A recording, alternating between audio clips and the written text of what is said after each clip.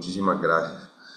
Bueno, les comentaba que ayer hicimos un ejercicio práctico de cómo se redactaba, gracias, una acción de tutela. Vimos los mecanismos individuales de protección de derechos, que son el derecho de petición, eh, la acción de tutela. Vimos que tienen una estructura muy parecida, con la diferencia de que la acción de tutela va fundamentada jurídicamente y tiene el componente de que necesita ser probada.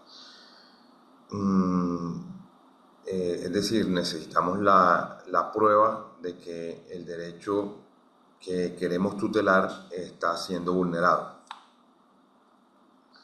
Eh, Hablamos sobre la estructura básica de la tutela, como pues el encabezado normal, de dirigirla al juez constitucional, escribir el asunto, una acción de tutela, eh, los derechos vulnerados, el debido proceso, el derecho a la salud, derecho a la educación. Pusimos dos ejemplos y con esos ejemplos les pedí, escribimos dos situaciones y con esas situaciones les pedí que redactaran una tutela para saber si había quedado claro la estructura básica de esta acción constitucional. A ver si podemos encontrar aquí el link y repasamos la acción de ayer. Un segundo.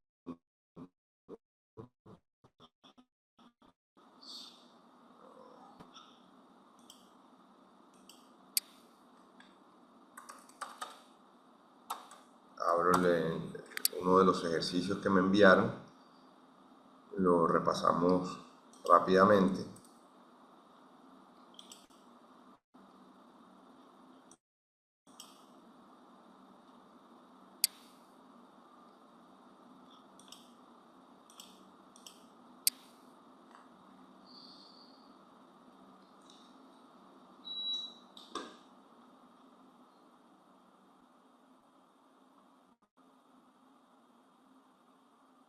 Un segundito, por favor.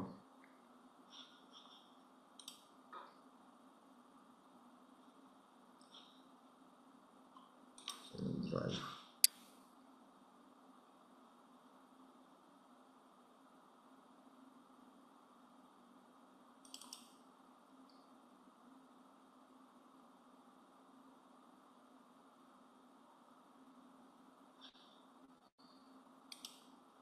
Voy a compartir la pantalla.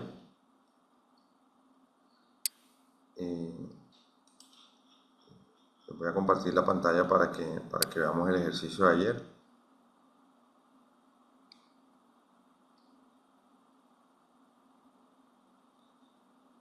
Ya informo. Ya informo.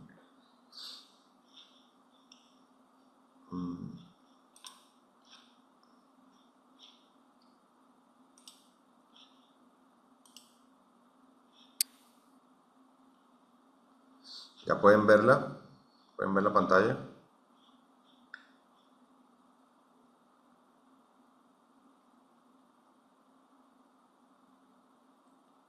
Bueno, aquí Leroy envió su ejercicio y lo complementamos con el ejercicio de Samuel que nos envió que les acabo de mostrar.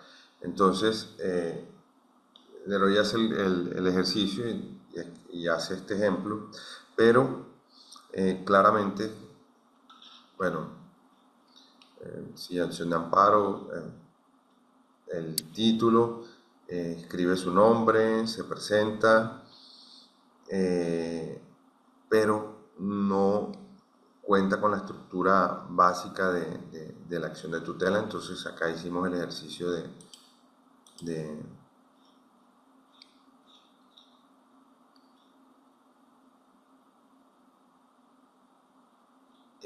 Samuel, sí, sí, que si les puedo volver a copiar los casos de ayer.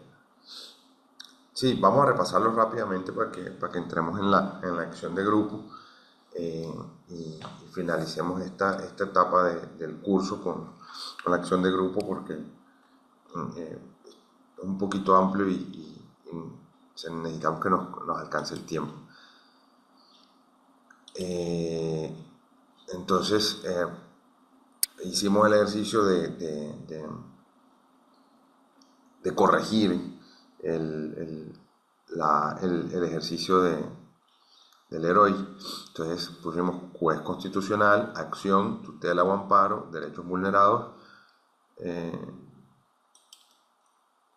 eh, derechos vulnerados, el derecho a la educación, a la igualdad, el acceso a la información, eh, en su despacho, los hechos. Entonces lo escribimos aquí mismo,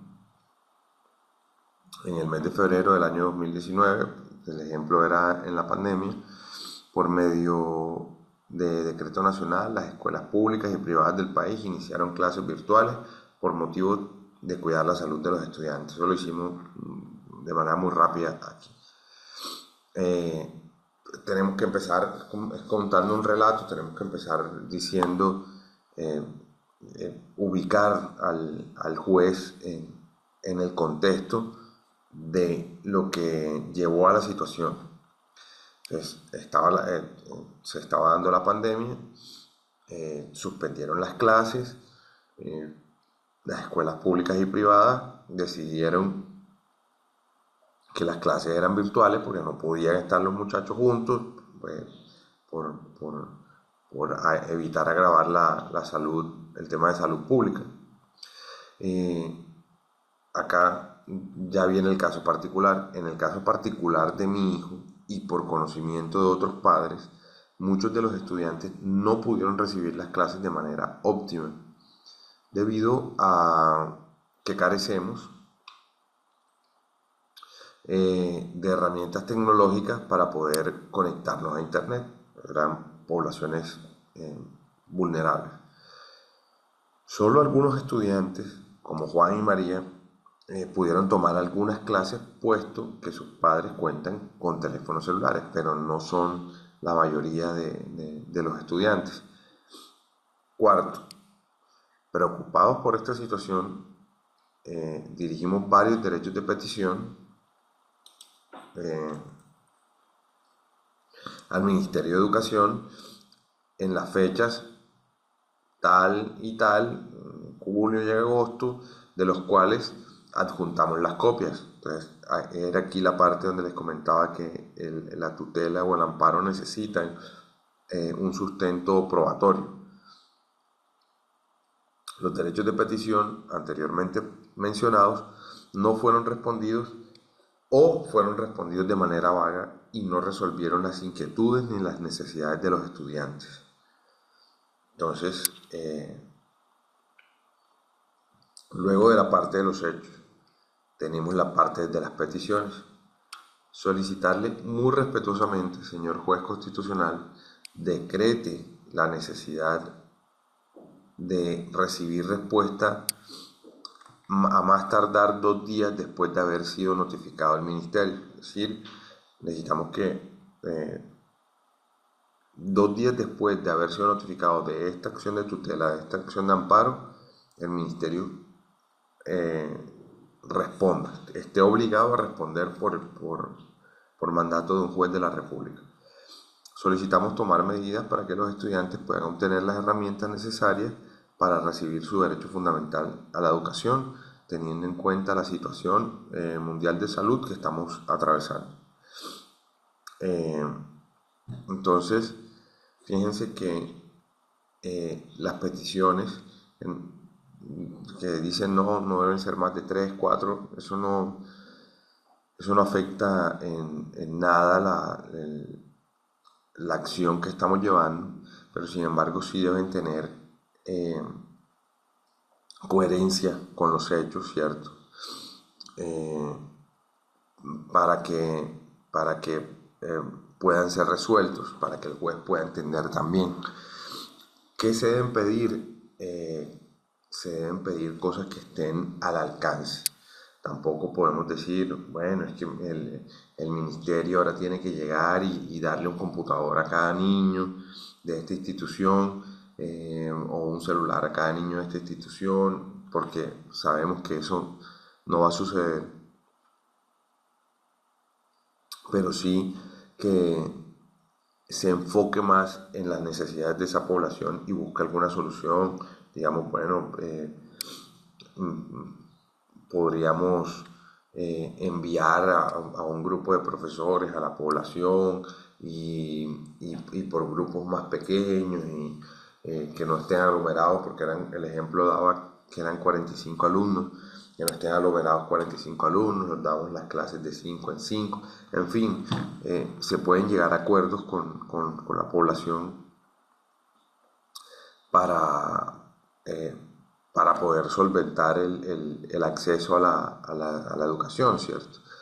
Entonces, esa era la estructura que yo quiero que se lleven hoy, una estructura muy parecida a la que pueden utilizar eh, en un derecho de petición, con la diferencia en que esta tiene una prueba y está defendiendo, la tutela está defendiendo un derecho fundamental de manera inmediata, ¿cierto? O sea, no se podía esperar a que la pandemia pasara para que los niños volvieran a las escuelas. Eh, Porque en ese momento no se sabía cuánto iba a durar el confinamiento, ¿cierto? Entonces, las acciones que el ministerio y que el gobierno nacional debió tomar debían ser adecuadas para el momento de salud que se estaba llevando a cabo, se estaba viviendo, llevando a cabo lo que se estaba viviendo, y que solventara también los derechos fundamentales a la educación. Eh,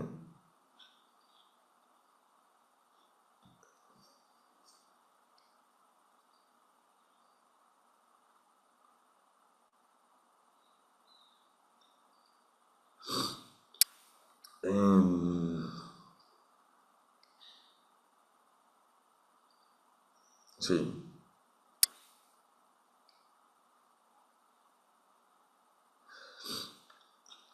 Si tienes micrófonos, Samuel, nos puedes ampliar un poquito lo que nos estás escribiendo acá en el chat, para que nos cuentes un poco cómo es las acciones en derecho electoral que nos estás contando, si eres tan amable.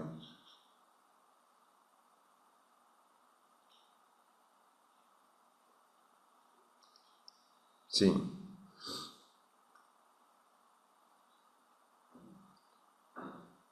bueno, volvemos al ejemplo. Eh, Ayer Samuel nos daba un ejemplo de-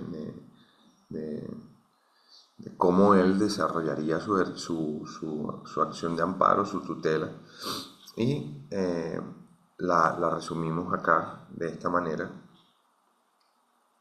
Hicimos muchos énfasis en los hechos, eh, en que él pone un ejemplo de salud. El señor Raúl Díaz, en el día 16 de julio, debe ser un día específico, debido a quebrantos de salud, se dirigió al hospital a las 3 de la tarde, pero fue atendido a las 9 de la noche, 5 horas después. Dos, nos informan que debido a suspensiones del servicio de atención del IMSS, causó esto demoras administrativas y el señor Raúl debió ser trasladado a otro hospital llamado tal, eh, porque el IMSS suspendió los servicios de atención con la clínica por problemas administrativos del contratista. Entonces, ya te ayudo.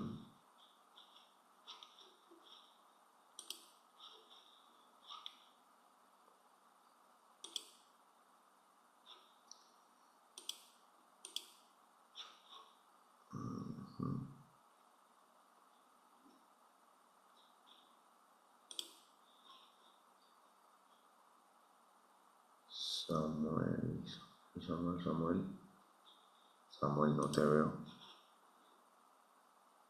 Ah, ya te vi. ¿Ya? Ya, sí, en México hubo varias reformas electorales y una de ellas fue en procesal electoral con fines de garantizar la democracia. Sí. La reforma consistía en que el juzgador, tanto de primera instancia hasta lo que viene a sustituir en materia electoral el amparo, podía suplir lo que acá llamamos queja y ustedes parece que denominan derecho de petición. El juzgador podía analizar los hechos y si dentro de las peticiones no venía claramente expresada la petición o sentía que debía agregarse algo, el propio juzgador se puede hacer en el cuerpo de la sentencia. Mm, ok, pero me dices que solamente es en materia procesal electoral. Electoral, sí, en materia, en las otras ramas no existe y sobre todo en el amparo ya no existe porque se está juzgando sobre documentos ya expedidos por autoridades. Y entonces, ¿cómo hace una persona para comunicarse, digamos, con una entidad pública si quiere pedir un documento o si quiere pedir una aclaración? ¿No lo hace por medio de un derecho de petición? Sí, sí, acá lo que le llamamos el derecho de petición o derecho de queja. Sí. Hace la solicitud en materia electoral, narra los hechos y puedes faltar describir que en los hechos no, perdón, en la petición puede omitir que se supla la queja o perdón, que se detalle y obligue a la autoridad a que cumpla con la queja o la solicitud o el propio juez, como no se pidió, lo puede deducir y juzgarlo como una petición expresa, Ok, ok. pero solo en materia electoral. Ya, ya, ok, te entiendo. Bueno, pero dejamos claro que la petición o la queja que tú dices se utiliza en todas las instancias donde, para podernos comunicar con las Sí, en todas las instituciones materias se estatales. utiliza. Ok, Sí, en todas las materias se utiliza y acá le llamamos amparo. exacto, sí. Ok, bueno, Samuel, muchísimas gracias por tu aporte, eres muy amable. Em, Bueno, volvemos al ejemplo para terminar de redondear la idea que tenemos sobre la tutela o el amparo. Eh, entonces, fíjense que primero, vamos a tomar el ejemplo de arriba que está un poco más concreto. Primero, hacemos el encabezado, nos presentamos, describimos los hechos uno por uno.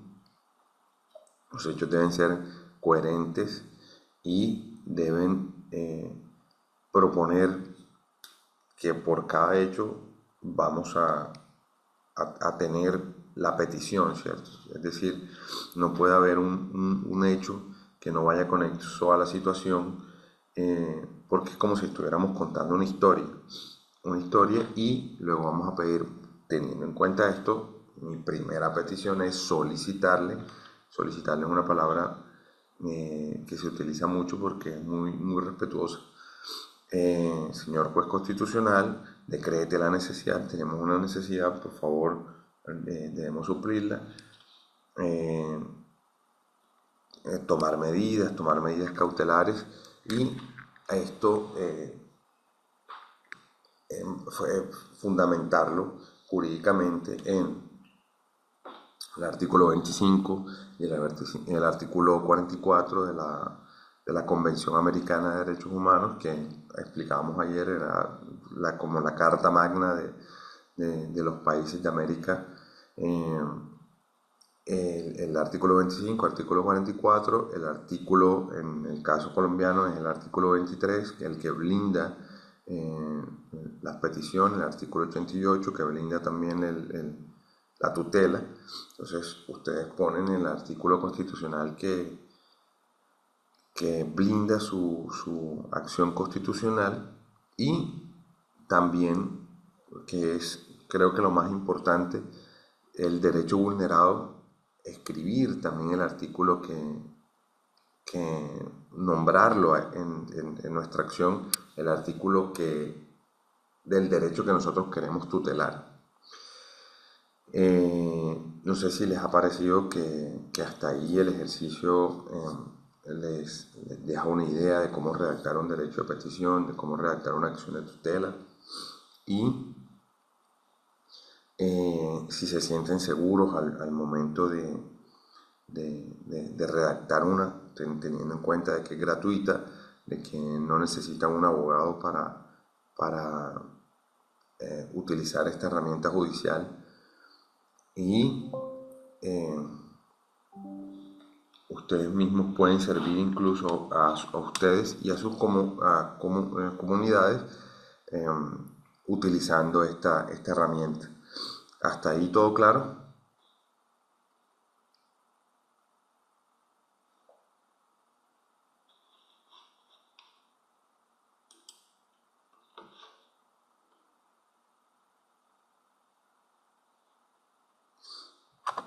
Nos quedó claro la estructura del amparo de la acción de tutela. No hacemos otro recuento, quedamos todos seguros de cómo podemos defendernos con esta herramienta. Bueno, si no tenemos más que decir, podemos iniciar el tema de hoy haciendo un recuento sobre las acciones colectivas. Un momentito. Listo.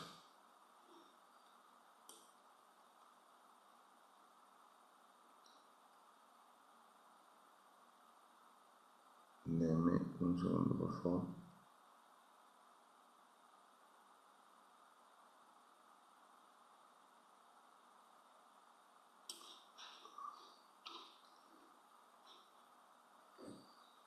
Entonces, pasamos de, de lo individual, de las herramientas individuales, eh, a las herramientas colectivas de defensa de los derechos humanos.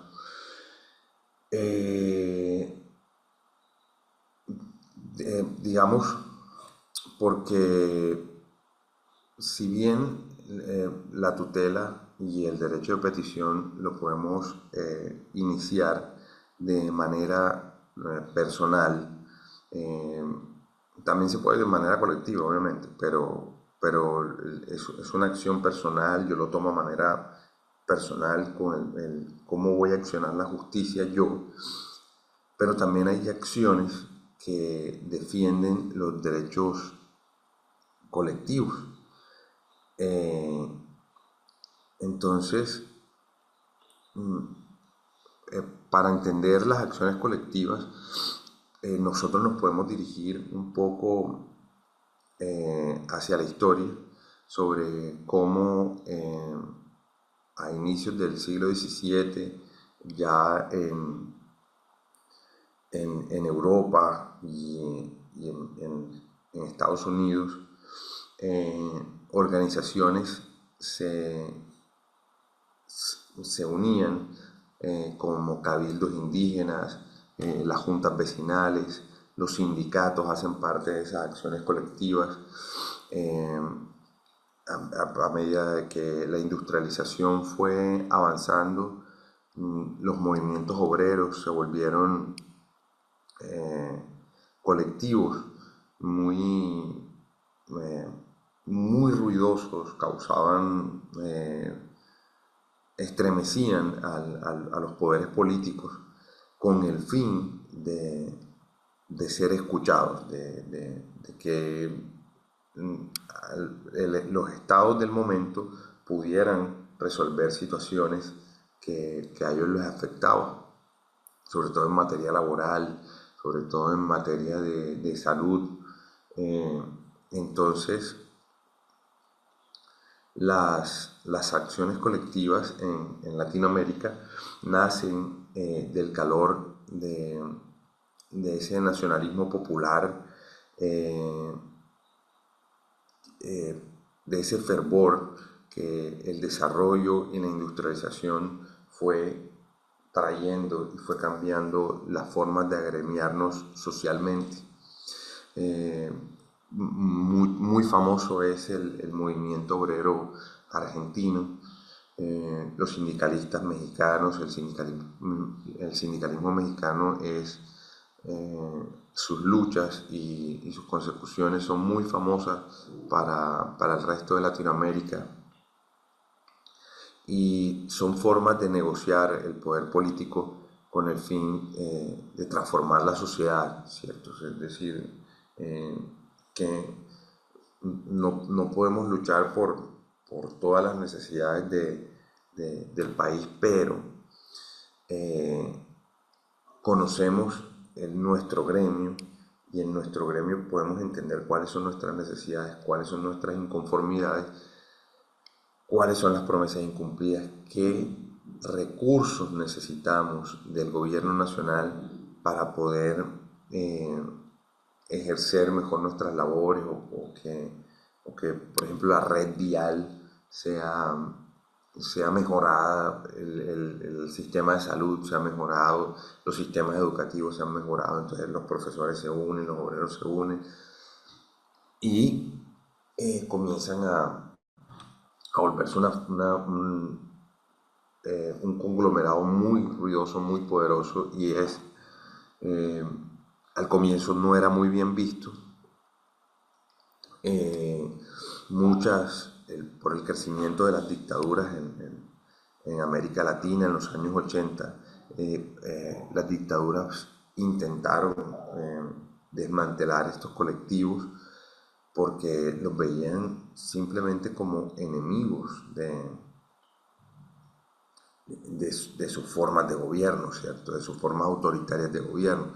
Entonces se prohibieron los sindicatos, se censuraron las voces de líderes, habían líderes asesinados, eh, genocidios, es muy famoso, eh, genocidios, por ejemplo en el caso del Perú con Fujimori, que uno de los casos muy sonados fue el de, el de aquella población indígena que no recuerdo el nombre, que hacían redadas médicas y estas redadas les decían a las personas, mira, bueno, vamos a ocultarte, vamos a revisarte, tómate estas pastillas, vamos a practicarte este procedimiento quirúrgico y en los procedimientos quirúrgicos eran abortivos, las pastillas eran abortivas, muchas de estas mujeres, muchísimas, quedaron estériles, no podían tener hijos. Entonces, eso se convirtió en el genocidio porque si ellos pues no se podían reproducir, la población no podía crecer y obviamente podían ser controlados mucho más fácil. Otro ejemplo es el de las madres de la Plaza de Mayo en Argentina, que en las épocas de la dictadura, de la guerra sucia en Argentina, eh, sus hijos desaparecieron y ellas se agremiaron como una forma de concentrarse, de volverse más fuerte, de decirle al Estado, necesitamos respuesta, necesitamos saber dónde están nuestros hijos, necesitamos saber por qué ocurrió. Eh, Estos casos en América Latina han servido de ejemplo mundial, como los casos de desapariciones en Guatemala, en El Salvador, en las comunidades campesinas, ¿cierto? Eh,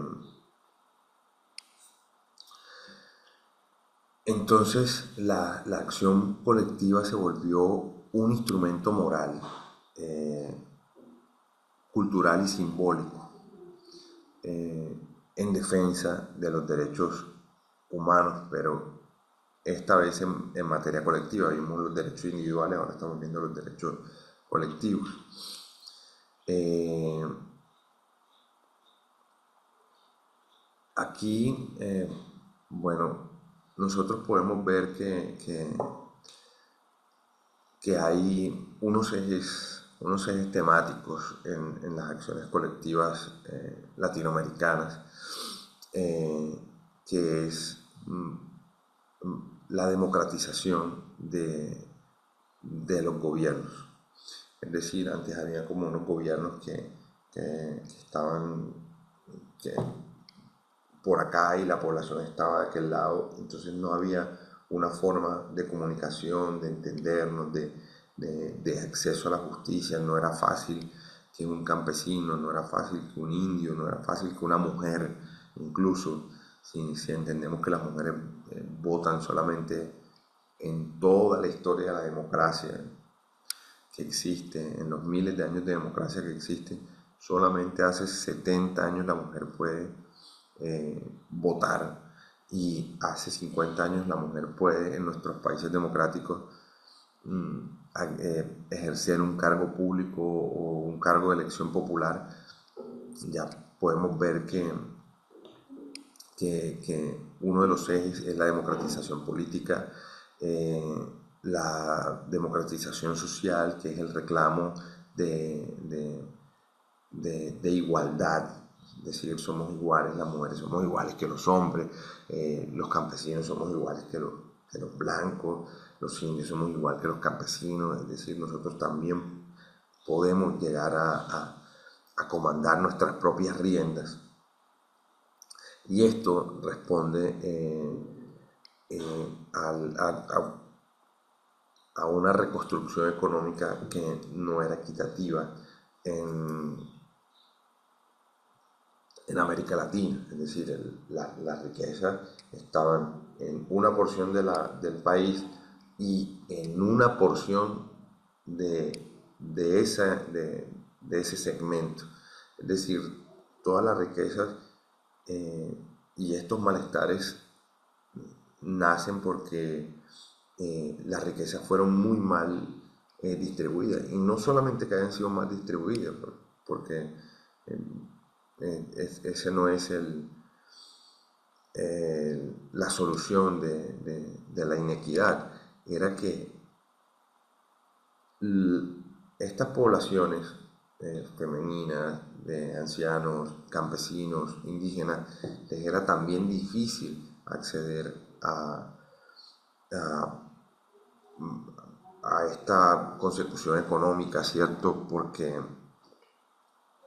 no tenía las herramientas para poder eh, vender sus productos, sus poblaciones eran muy alejadas de la civilización, de las carreteras, de los tratados que se hacían entre comercios. Entonces, esto se vio como un punto álgido de la discriminación, ¿cierto? Entonces, las acciones colectivas al final terminaron redefiniendo la modernidad. La modernidad se redefinió gracias a las acciones colectivas. Eh, Se replantearon la naturaleza y la identidad de los grupos y, por ejemplo, movimientos campesinos e indígenas que que para ellos es muy importante, para todos, pues, pero quiero decir, ellos tienen una preocupación espiritual sobre el agua, sobre su historia, sobre eh,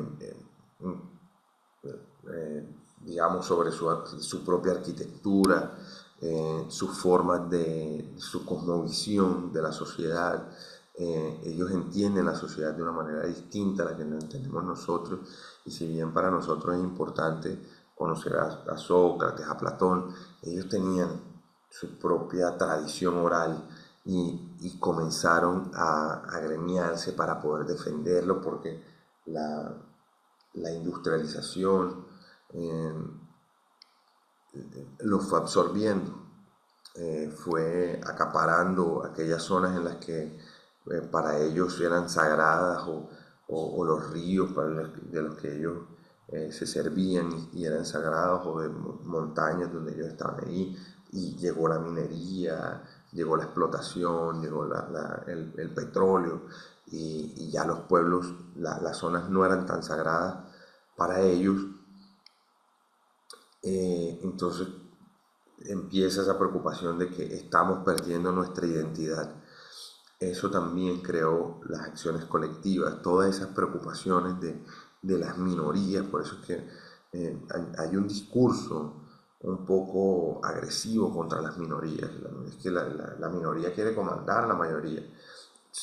Pues sí, podría ser, pero, pero la mayoría también acaba, eh, también eh, consume la importancia de esas minorías que tienen todo el derecho de estar ahí porque han sido sus territorios toda la vida. Entonces, ese es como un recuento sobre acciones colectivas eh, histórico de por qué nacen, cuál es la importancia de las acciones colectivas, qué defienden las acciones colectivas. Entonces, eh, las acciones colectivas tienen una finalidad que es proteger los colectivos, es proteger el medio ambiente, es proteger el patrimonio, es proteger la moralidad eh, de una población, de un gremio, de un colectivo. Eh, Tienen bases jurídicas en nuestras constituciones. En Colombia se encuentra en el artículo 88 y tiene unas características que podrían, cualquier persona puede iniciar una acción colectiva y buscar y prevenir un daño irreparable. En Bogotá, en el año 2014, una población se reunió y comenzaron a hacer algunos paros, bloqueos en las calles, mientras iniciaban la acción colectiva, la acción de grupo, con el fin de salvar el río Bogotá. Entonces, eh, se buscó una indemnización, pero no fue una indemnización hacia ellos, no fue una indemnización económica. Qué bueno que usted protestó, entonces ahora le vamos a dar 1 millón de pesos. No, era una indemnización del Estado invertir recursos medioambientales para devolverle la vida al río Bogotá, ¿cierto? En Colombia también se han visto que cuando existen derrames de petróleo, muchas veces producto de ataques de la guerrilla, poblaciones indígenas y poblaciones campesinas se han unido en torno a que estos derrames de petróleo han causado daños ambientales grandísimos y si bien el Estado se ampara en sí, pero es que no fue el Estado, fueron las guerrillas. Las acciones colectivas no nos importa, es decir, el Estado tiene un problema beligerante con este grupo armado, no es problema de nosotros, pero esa beligerancia nos está causando un daño ambiental. Entonces, el Estado colombiano, en esos dos aspectos que recuerdo, les ha tocado indemnizar a esas zonas, les ha tocado invertir, les ha tocado militarizar, les ha tocado reforestar eh, estos ríos, esos bosques que se han dañado por las dinámicas sociales y las dinámicas humanas y políticas, sobre todo, de, de, de Colombia, en nuestro caso. Eh, en Argentina, en el artículo 43 está soportado en el artículo 107 de la eh, Constitución mexicana. Acá podemos ver que en Argentina hay un caso de amparo contra la deforestación en Misiones, en una parte de Argentina. Eh, en Chile se encuentra en el artículo 120 y Chile tiene una normatividad muy amplia que es progresista sobre asuntos colectivos. Y bueno, en Brasil se llama la acción civil pública. En Brasil esto es muy fuerte. Los brasileños tienen una cultura de acciones colectivas impresionante. Eh,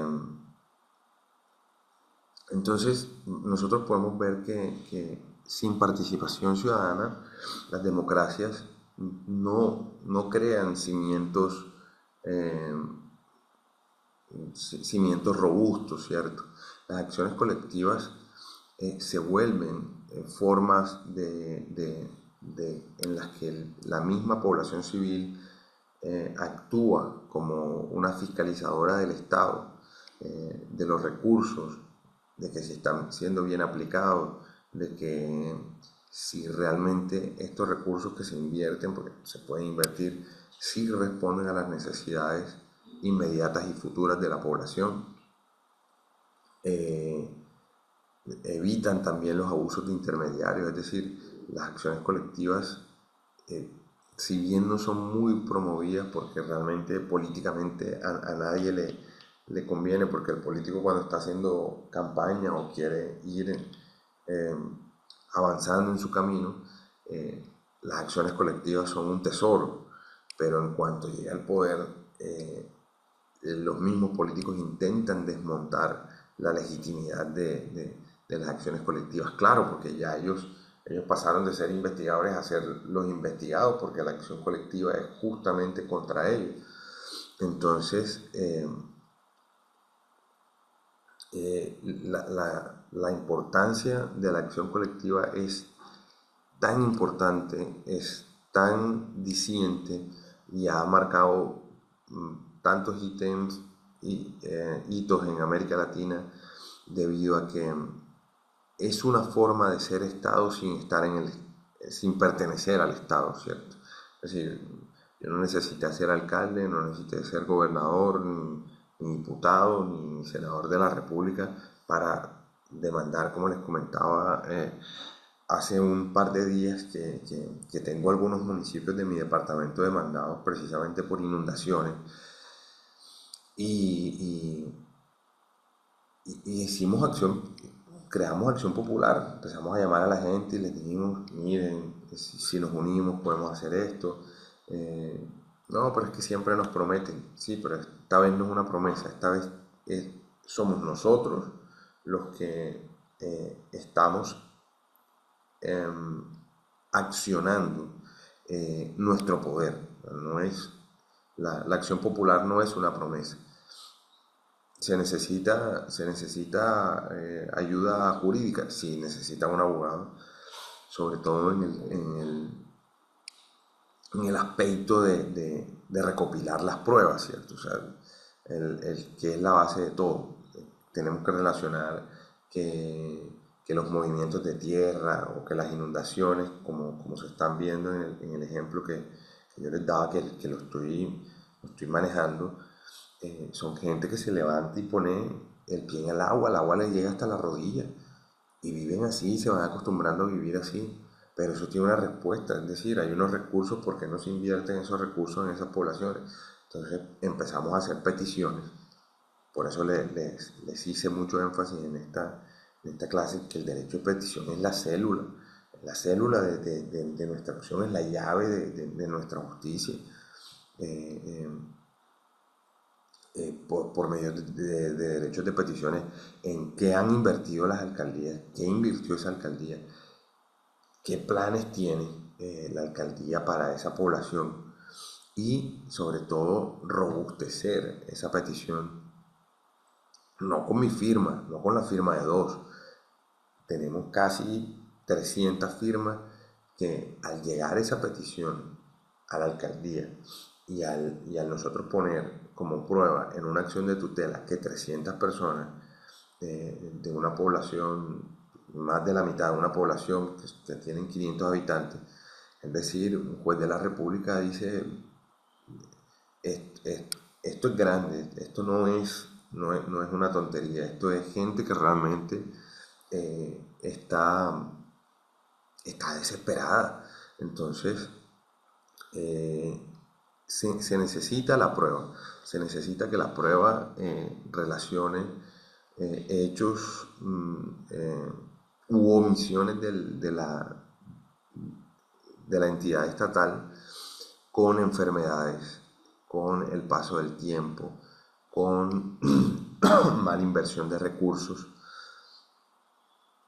Entonces, la prueba es muy importante al iniciar las acciones colectivas, pero eso no quiere decir que porque se necesita un abogado sea una cosa súper difícil, no. Pero sí necesitamos a una persona que entienda la utilización de la prueba como eh, punta de lanza de nuestro interés. Eh, entonces, las acciones colectivas tienen, eh, tienen una estructura, eh, la misma estructura del derecho de petición, la misma estructura de la acción de tutela y la misma estructura la tienen las acciones colectivas. Las acciones colectivas se utilizan eh, por lo menos en Colombia, por medio de unas instituciones que cualquier ciudadano puede crear, que se llaman unas veedurías. Estas veedurías ciudadanas están revestidas de una protección especial eh, de la ciudadanía, es decir, no contestarle un requerimiento a una veeduría es una falta gravísima, ¿cierto? Si una veeduría quisiera una reunión con el secretario de gobierno, fácilmente la puede sacar, hace una petición. Es muy difícil que un individuo le diga al secretario de gobierno, señor secretario o alcalde, mire, yo quiero hablar con usted porque tenemos esta necesidad. Muy difícil que le responda. Pero cuando una veeduría convoca a la Defensoría del Pueblo, convoca a todas las instituciones, a las secretarías, y es un llamado mucho más poderoso. La figura de las veedurías del pueblo en Latinoamérica no son bien vistas precisamente por esto, porque es que nacen como acciones políticas, pero luego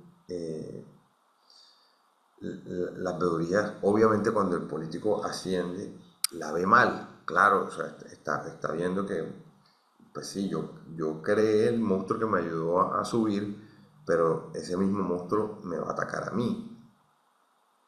Y sobre todo que si no, eh, si no estamos haciendo las cosas muy bien, ¿cierto? Porque las instituciones políticas que estén haciendo bien lo suyo, pues no deben tener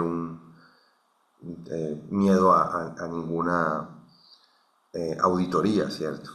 Entonces, la estructura básica de una acción popular que se dirige, las acciones populares se dirigen a los jueces administrativos, es el encabezado, la identificación, los hechos, qué hechos vulnerados, y las pretensiones.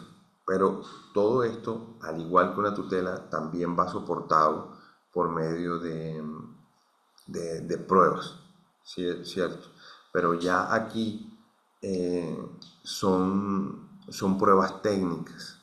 Las pruebas en las acciones comunitarias son técnicas, es decir, si yo entiendo que mi zona, bueno, lo hicimos acá. La zona tiene un problema de inundación. La alcaldía dijo sí, pero es que eh, hemos hecho esto y esto, y la zona se sigue inundando. Esas fueron las respuestas que nos han dado.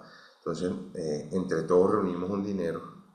Esa población es súper bella porque ellos hacen comida, hacen rifas, hacen eh, tómbolas en los parques con el fin de conseguir dinero, y le pagamos a un ingeniero ambiental que tiene un dron, y el dron entonces tomó como una panorámica y vio cómo lo hace. No tengo ni idea los movimientos del agua, y entonces hizo un informe técnico sobre que el agua estaba mal canalizada, y precisamente lo que habían hecho, la alcaldía decía: no, pero es que nosotros hemos canalizado, hemos puesto unos usillos en no sé qué parte, y esto ha sido infructuoso, no sabemos, no tenemos el conocimiento.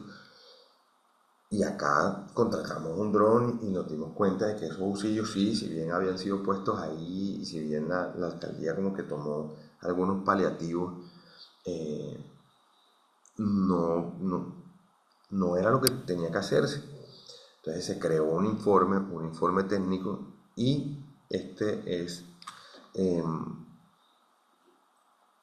nosotros estamos utilizando como la cabeza de turco de nuestra demanda.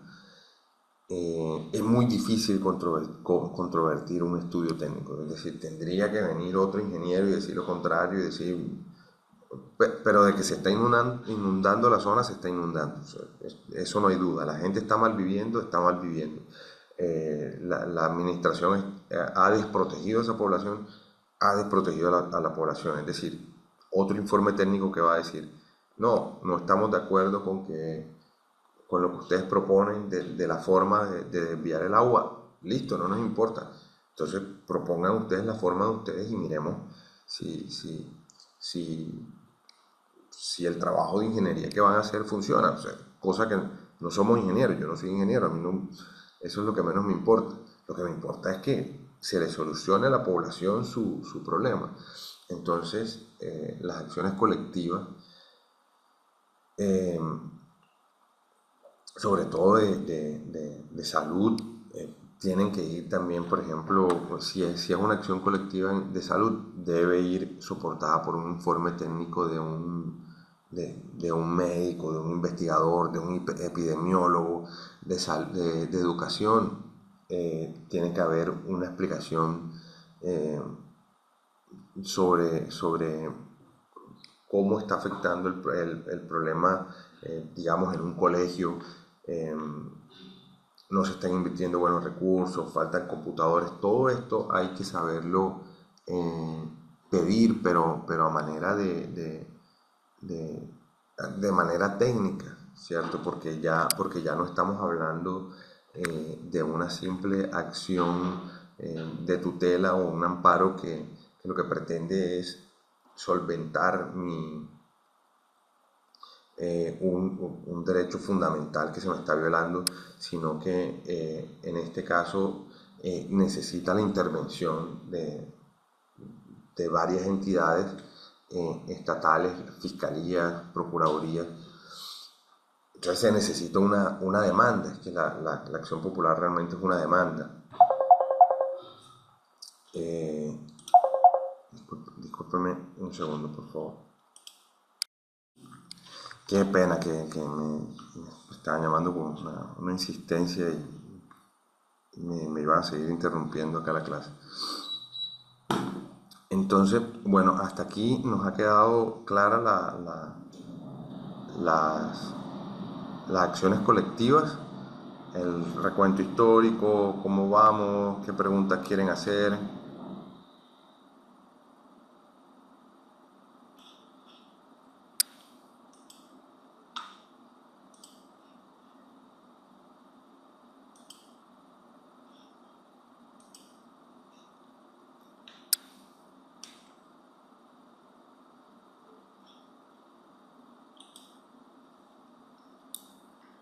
¿Cómo vamos, muchachos?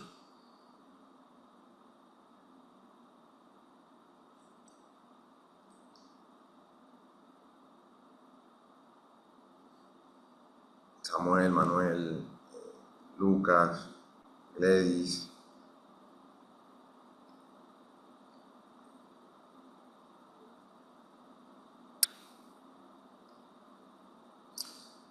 Bueno,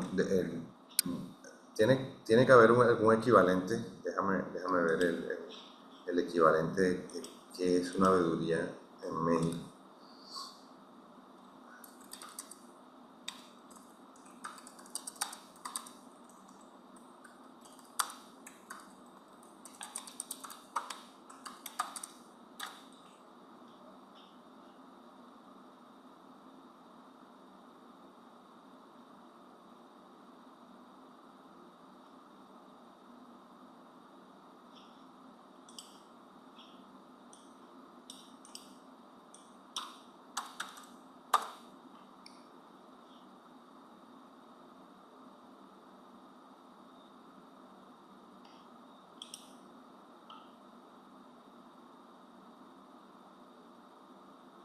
Pero fíjate que estoy leyendo, Samuel, que en México sí existen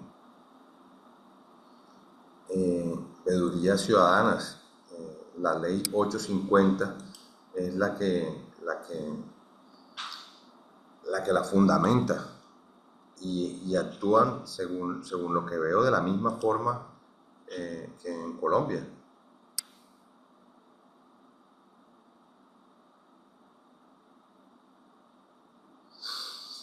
Bueno, Lucas, Lucas pregunta que por qué una acción colectiva tiene más peso legal que presentarlo a través de un derecho de petición.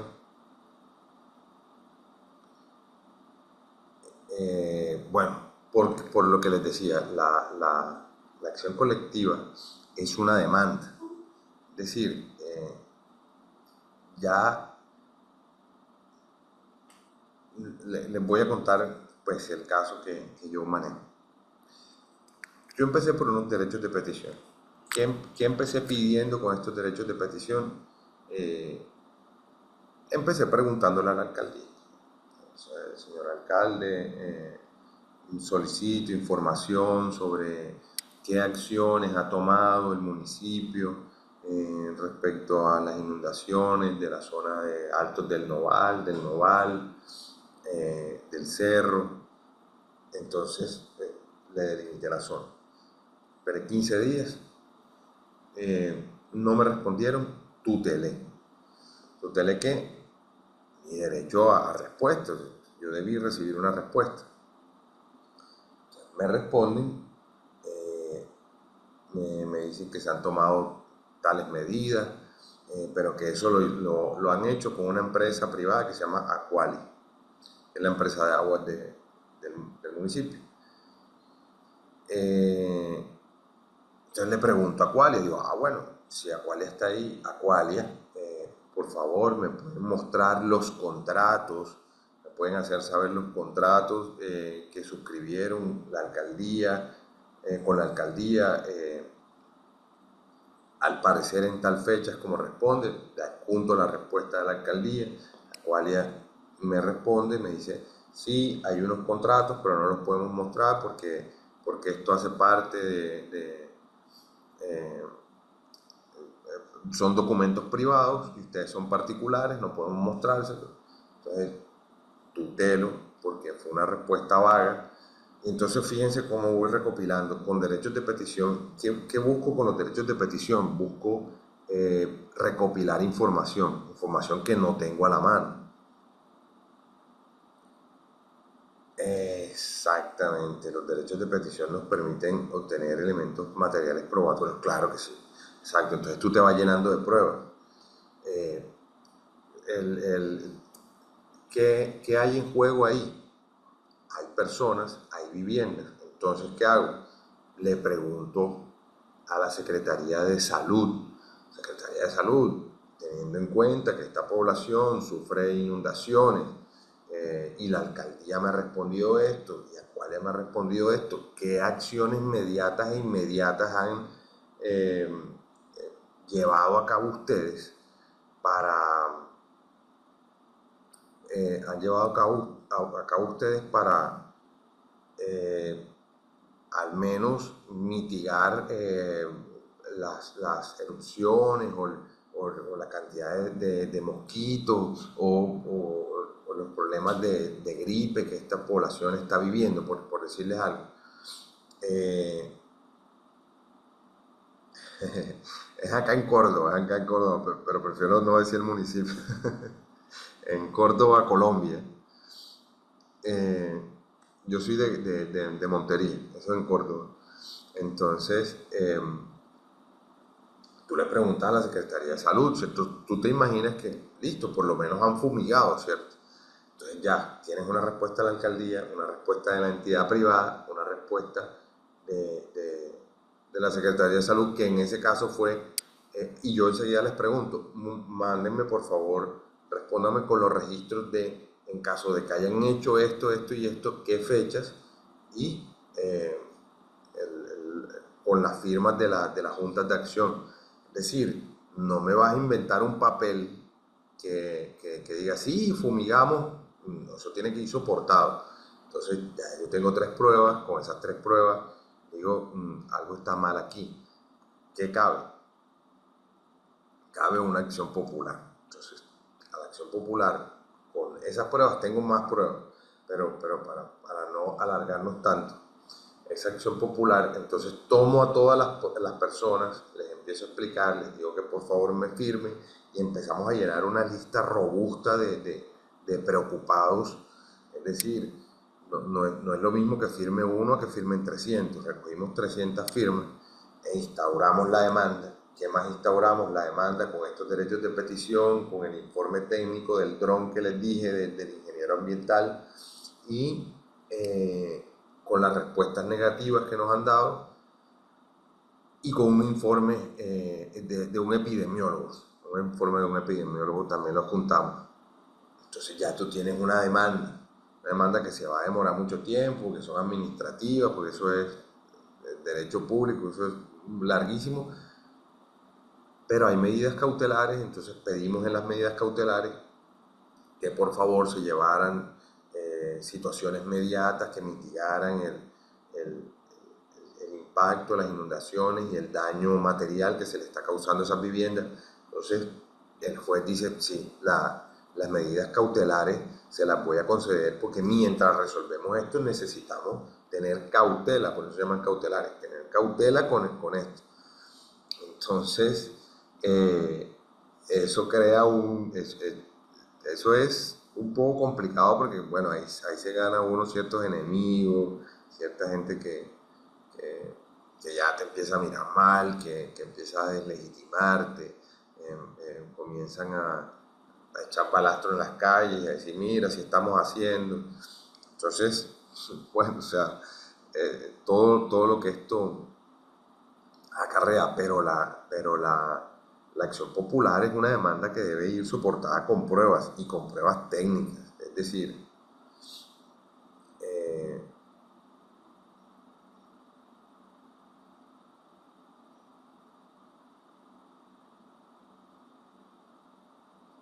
ok. Y quieres emprender, si quieres emprender acciones populares eh, y quieres analizar la situación, Lucas, yo estoy, esa es una de mis, yo litigo, yo pues esa es mi labor, pero tengo una labor social que también ejercemos acá en la oficina de Colcuris. Entonces, cualquier Sí, sí, no, yo sé que tú no puedes, mi hermano también es policía, yo sé que tú no puedes, pero se le puede guiar a alguien, a un líder, mira, podemos hacer esto, consigue esto. Es decir, eh, ¿cómo se llama? Ninfa que nos decía que la palabra empoderar no le gustaba mucho, pero que le gustaba más la palabra fortalecer, nos decía en estos días. Pero se trata de fortalecer a la población, de que la población vele por ellos mismos. Sí, ellos no... eh, son acciones miedosas, porque a veces enfrentarse al poder es miedoso, pero alguien tiene que empezar, alguien tiene que poner la primera piedra.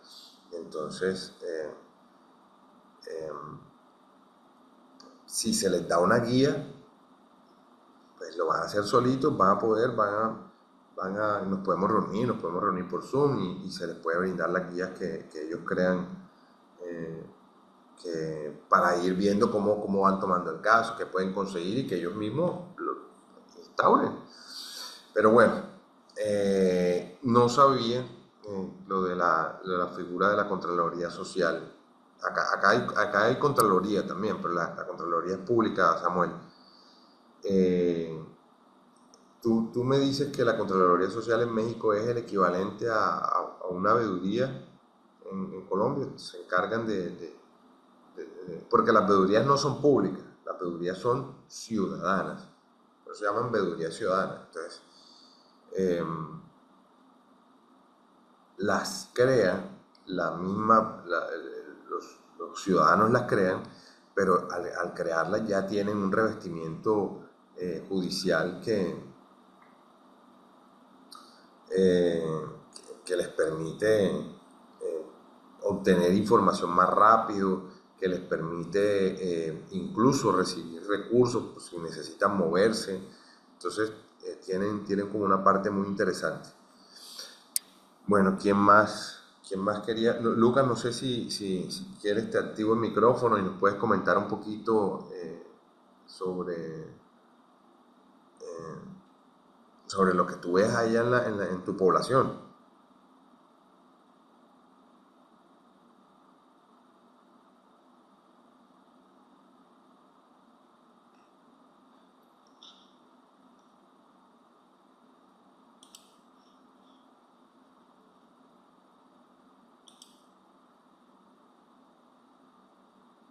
¿Ya puedes hablar? Profe, un cordial saludo para usted y para todos los que estamos Sí, sí. participando. Muy buenos días.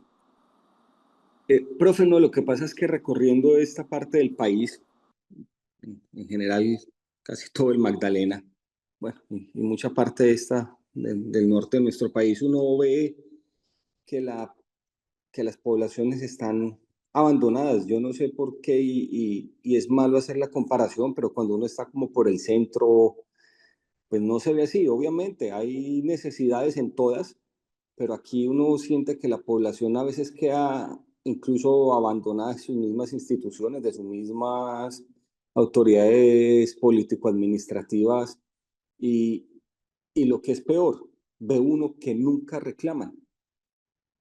No sé si es un problema cultural, no sé si es un problema de educación, de conocimiento, pero sin embargo, ya sea una, dos, tres personas de la comunidad estudian, una, dos, tres personas se hacen abogados, es decir, sí hay quien pueda tener el conocimiento y liderarlo, pero creo que culturalmente se acostumbran y les parece que eso está bien y no exigen sus derechos. Básicamente uno ve vías que en papeles han sido construidas dos, tres veces, pero siguen siendo solo pantano.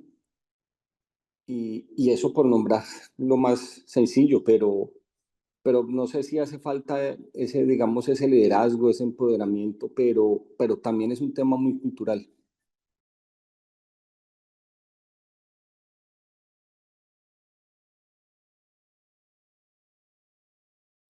Yo creo, qué pena que tenía el micrófono apagado. Yo creo, Lucas, que también es como un asunto de falta de promoción.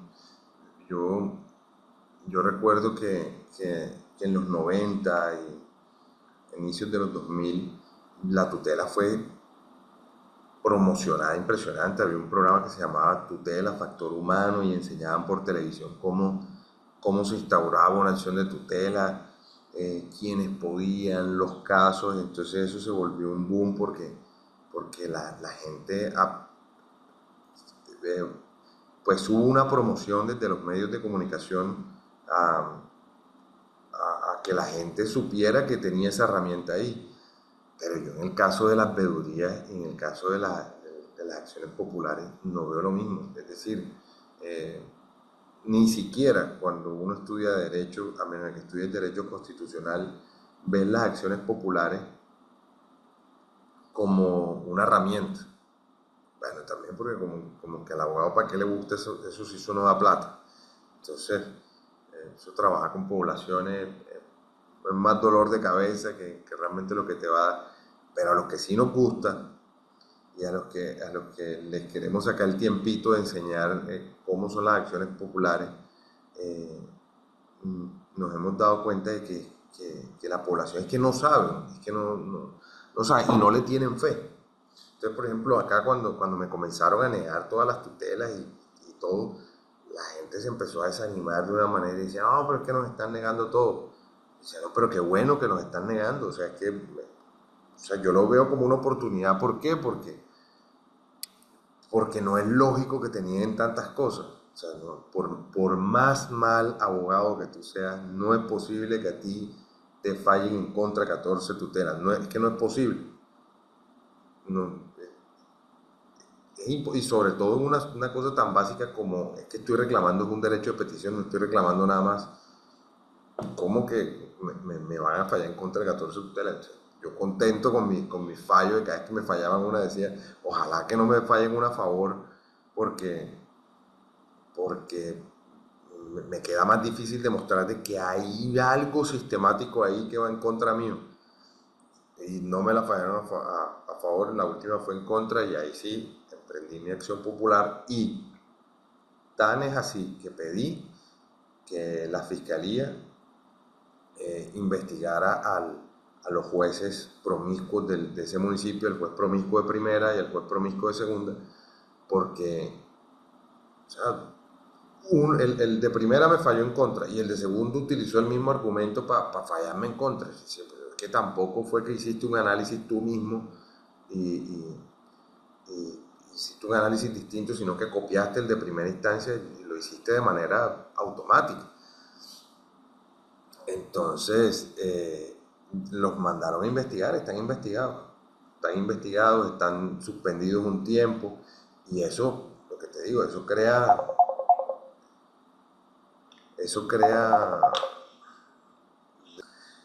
Entonces, les estaba comentando eso, que la acción popular se debe promover, es decir, no la han desconocido, eh, la, las- la comunidad política pues no ha desconocido que existe una acción popular, porque no pueden, porque no van a cambiar la constitución, pero no la promueven, es decir, no la enseñan, no brindan una capacitación de derechos fundamentales, qué se puede hacer con estos derechos fundamentales, qué formas tenemos para defender estos derechos fundamentales y qué acciones colectivas podemos tomar para hacerlos valer. Entonces, yo sí siento que es un asunto de promoción, siento que es un asunto a mí no me gusta mucho esta palabra, pero es un asunto de ignorancia, ¿cierto? Y otra cosa es que también, lastimosamente, yo no sé si esto pasará en otros países, pero yo en Colombia creo que eh, hay un miedo a la clase dominante.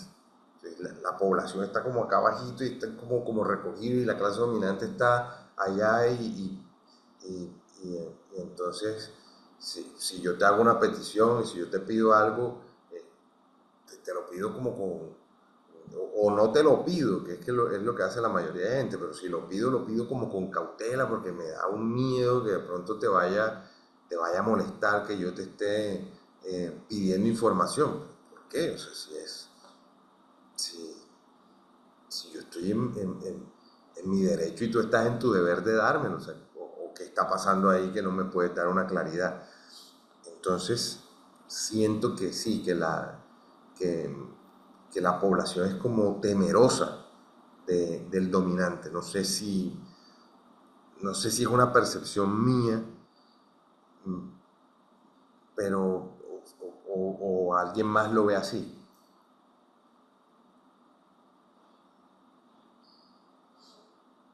Eh,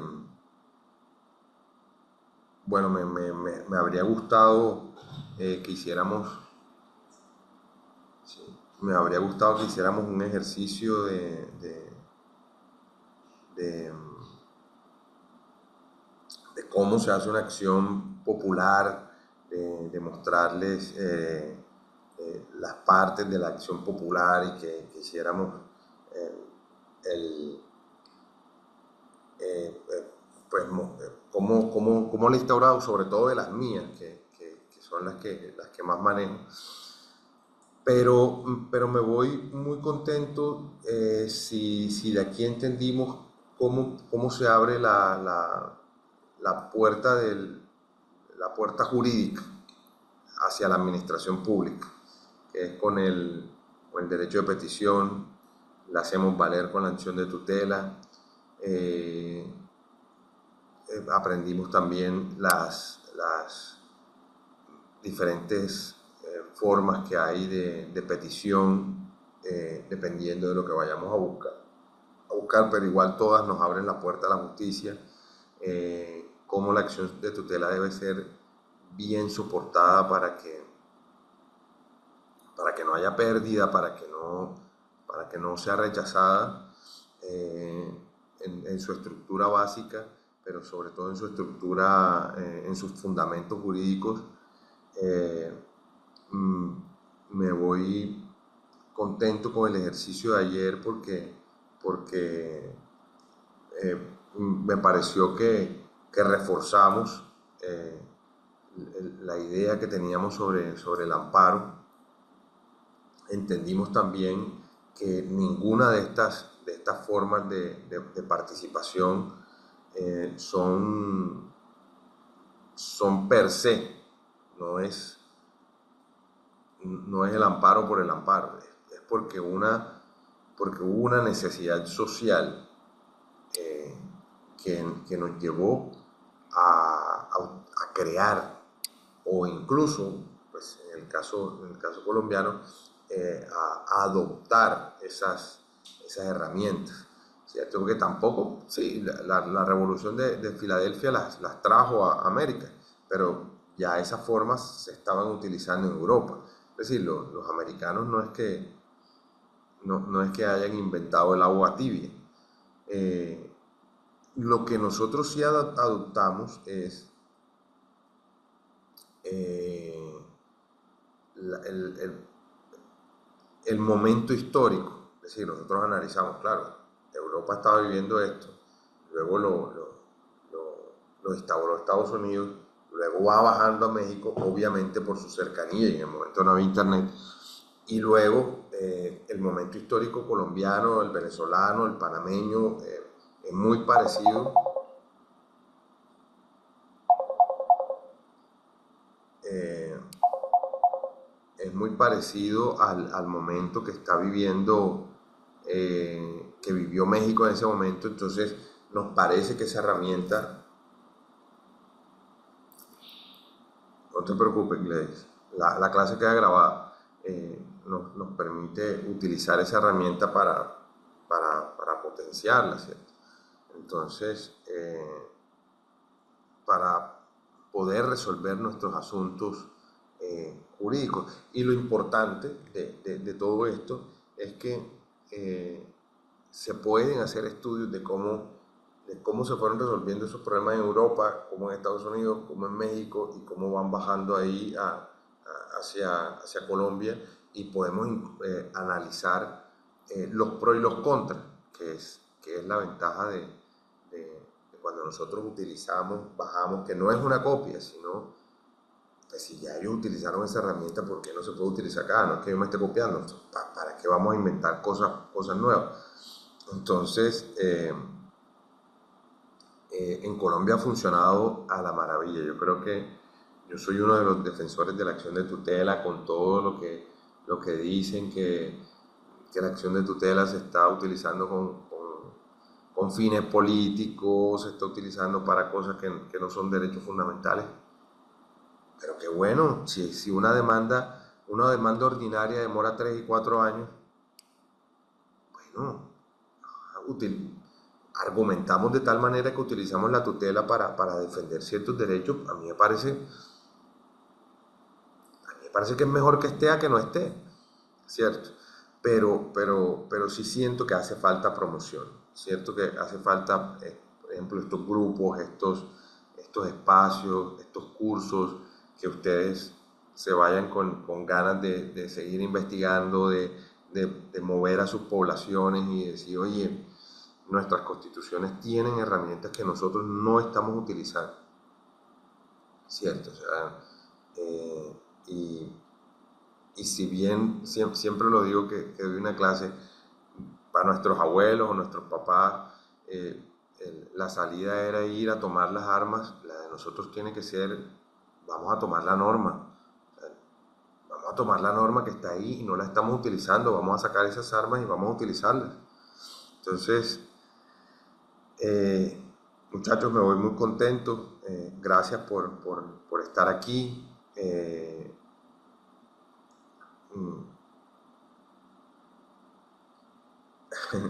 Muchas gracias Samuel, de verdad. Sí, yo también quedo muy contento y contento de tener personas así como Lucas, que, pues pueden preguntarles a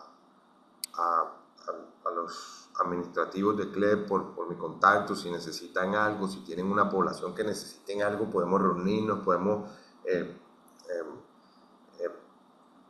ver qué opciones tenemos, cuál es la mejor opción para utilizar y podemos seguir en esto porque realmente es una pasión. Les agradezco muchísimo su compañía, fue muy valiosa para mí, aprendí muchísimo con ustedes y les deseo un gran fin de semana. Un abrazo a todos, muchas gracias.